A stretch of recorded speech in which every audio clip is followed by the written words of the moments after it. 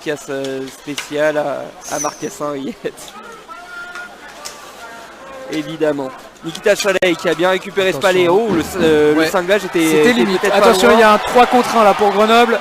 Ouais, et 3 contre 1 qui va. L'ouverture du score. L'ouverture du score pour Grenoble dans ce début de première période. Ouais, action parfaitement menée par les Grenoblois entre Trey, Hardy. Et ça a été conclu. C'était pas la première fois que les Grenoblois partaient dans le dos de la défense. Il y avait déjà une alerte tout à l'heure avec Ilan Fabre. Et là, Grenoble, plutôt logiquement, qui prend les devants. Mulhouse.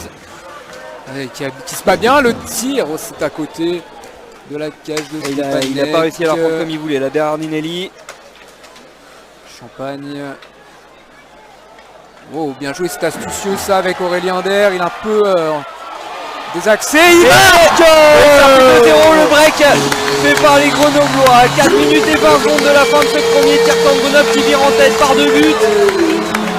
Ouais, oh qu'il est important celui-ci, Grenoble qui avait du mal ces derniers temps à être efficace en première période et qui mène 2-0 à l'image du match de vendredi. C'est exactement pour l'instant le scénario de vendredi au niveau du score avec si on le suit Champ et c'est Mulhouse qui va pouvoir se dégager. Pourquoi pas et pourquoi pas trouver dans l'axe, pourquoi pas, ça fait but. Score à 10 minutes et un peu plus de 10 minutes de la fin du match et on en parlait de ce troisième but, il était important et il va arriver côté mulhousien sur ce contre.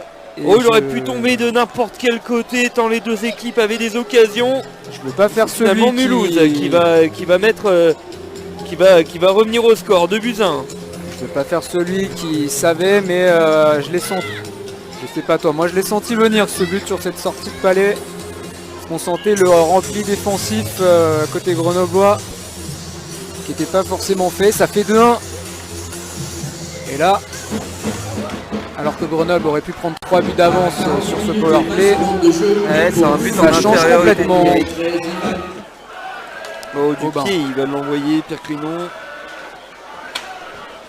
Et Mulhouse qui se réinstalle dans la zone grenobloise. Ils sont bien égalisation de Mulhouse à 8 minutes et 28 secondes après qu'en 4 minutes, les Mulhousiens qui ont réussi à revenir à 2-1 puis à 2-2.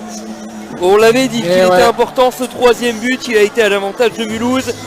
Et les Scorpions complètement relancés dans cette troisième période. Mais là c'est carrément à égalité maintenant. Tout est à refaire pour Grenoble qui semblait maîtriser son sujet. Et finalement les Scorpions en quelques minutes reviennent à hauteur des Grenoblois. Ça fait 51 minutes et 39 secondes 2-2 pour Mulhouse. Marqué par le numéro 25, Alexander Bernardinelli là qui on va dire l'appréciation d'un match. Siffler quelque chose comme ça en prolongation, ça me paraît quand même pour le moins sévère. Alors c'est une bétalité de banc. Qu'est-ce qui a pu être dit? Ça va être gagné. Remporter ce premier match au bout du suspense dans cette prolongation. Glenn Lucarne, Kyle Hardy, la victoire, mais alors que ce fut dur sur ce lancer de Kyle Hardy qui trouve la lucarne. Kyle Hardy qui sera certainement élu MVP ce soir. Chose comme ça en prolongation, ça me paraît quand même pour le moins sévère. Alors c'est une bétalité de banc. Qu'est-ce qui a pu être dit? Ça va être gagné. Comme ça en prolongation, ça me paraît quand même pour le moins sévère. Alors c'est une bétalité de banc. Qu'est-ce qui a pu être dit? Ça va être gagné. Remporter